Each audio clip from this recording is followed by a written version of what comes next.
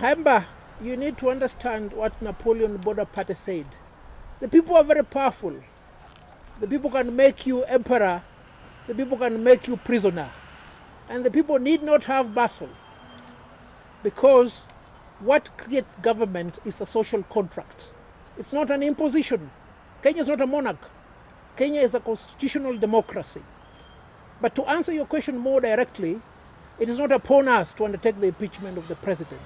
It is upon us to recommend to the National Assembly and the Senate to initiate that process.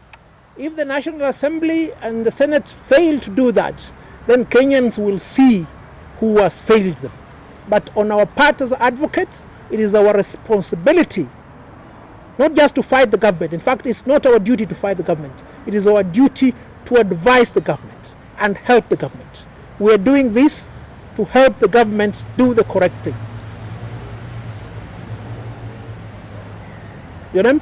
My name is Bernard. Bernard? Yes. Let me go back to the 2017 general election. It was they cancelled the presidential vote because of malpractice and other issues. And the president then was very mad and made some statement that we shall revisit it. Do you think at this time he is being revisited, the issue of judiciary and some things to do with court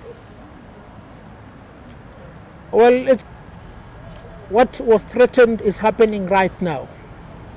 But is the judiciary without reprieve? I don't think the judiciary is without reprieve.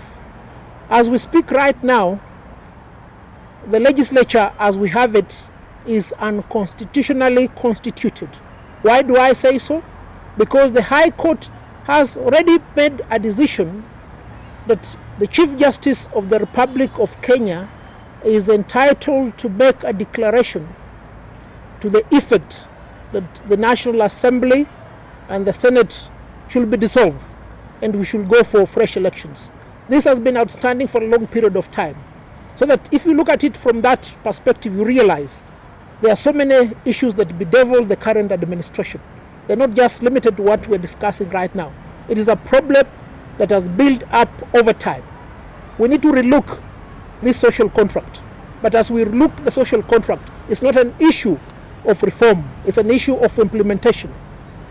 Those who are in office must perform their obligations in the manner provided for in the Constitution. If they don't, then they ought not to be in office.